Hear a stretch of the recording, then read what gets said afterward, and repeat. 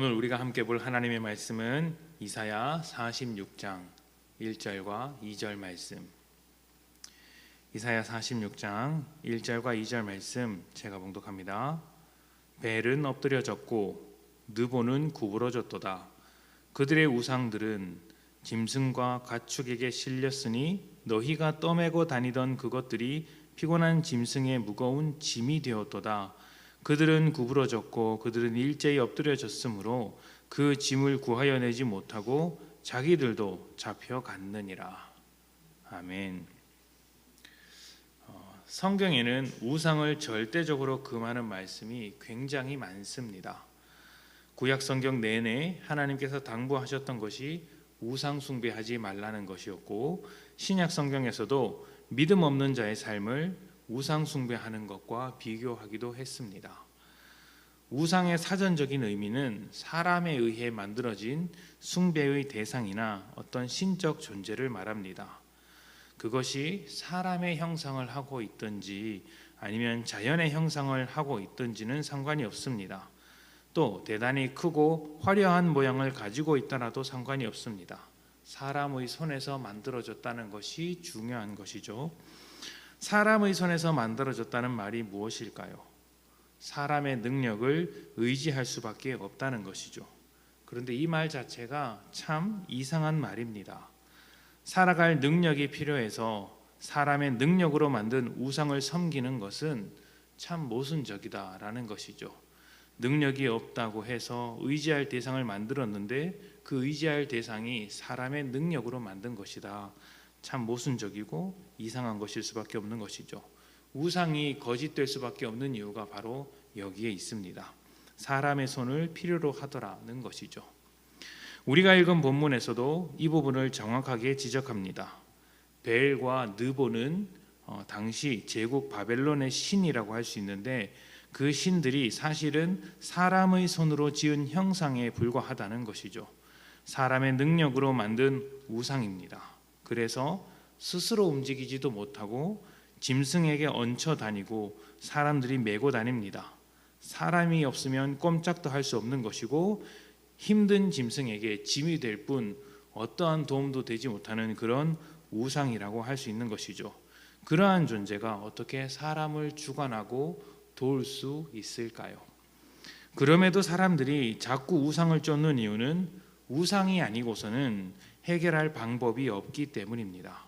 사람이 가지고 있는 죄와 그 죄로 인한 영혼의 빈자리, 삶의 고단함을 해결할 방법이 없습니다. 그렇기 때문에 시간이 지날수록 모양만 다른 사람의 손으로 만든 우상을 계속해서 만들어내는 것이죠.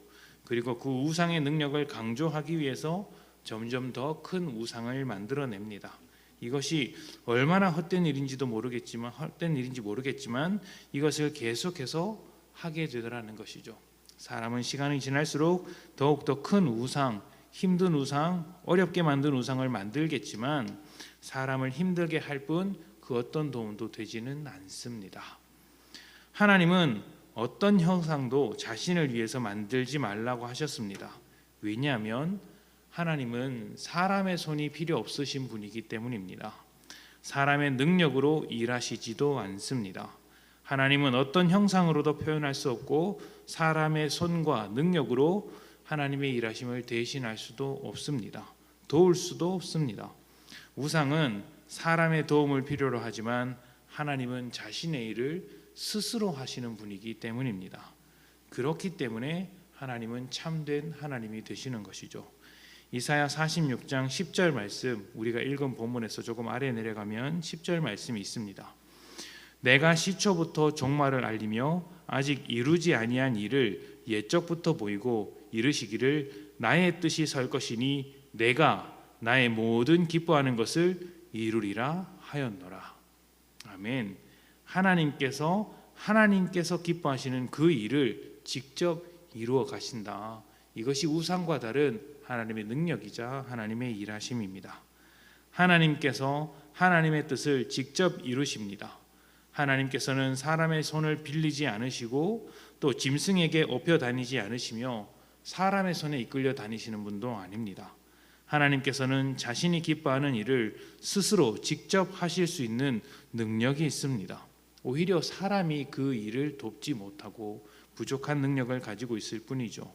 하나님께서 기뻐하시는 일이 무엇일까요? 하나님께서 사랑하시는 사람을 복되게 하는 것, 사람과의 관계 안에서 아름다운 삶을 만들어내는 것, 이것이 하나님께서 기뻐하시는 일입니다. 그래서 하나님은 사람을 복되게 하기 위해서 죄인의 방해에도 불구하고 사람의 어리석음에도 불구하고 구원을 이루어 내시는 것입니다. 우상은 겉으로 보기엔 화려해 보여도 사실 아무 능력이 없는 존재라는 것을 몇 번이고 강조해서 말씀드렸습니다. 벨과 느보와 같은 것만 우상이 아닙니다. 하나님의 자리를 대신하는 모든 것이 우상입니다. 오늘날 수많은 사람들이 하나님을 대신해서 만들어내고 있는 것들이 있습니다. 돈과 권력, 또 사람의 지혜와 같은 것들도 얼마든지 우상이 될 수 있다는 것이죠. 사람이 가야 할 길을 가르쳐주고 모든 문제를 해결해 주는 것 같아 보이지만 그 모든 것은 사실 사람이 만들어내는 것에 불과합니다. 죄인이 만들어낸 것이니 어떻게 죄를 해결할 수 있겠습니까? 하나님은 죄인의 손에 맡기지 않으시고 스스로 일하시며 우리 가운데 역사하십니다. 가르쳐 주십니다. 그래서 우리는 하나님을 신뢰할 수 있는 것이죠. 하나님께서 항상 일하시는 분이라는 것을 잊지 마시고 그 뜻을 일하심으로 우리에게 가르쳐 주고 있다는 것도 잊지 않으셨으면 좋겠습니다. 우리를 위해 지금도 일하시는 하나님을 생각하며 우리의 마음을 빼앗은 그 모든 우상을 내려놓읍시다. 우리 삶을 가만히 들여다보면 하나님 자리를 대신하기 위하여 찾아오는 우상들이 정말 많다는 것을 발견하게 됩니다. 우리는 우상을 의지하는 삶보다 하나님을 의지하는 삶이 복되다는 것을 알고 있습니다. 우리를 위해 일하시는 하나님과 날마다 동행하며 그 복된 삶을 누려가시는 성도님들이 되시기를 축복합니다. 함께 기도합니다.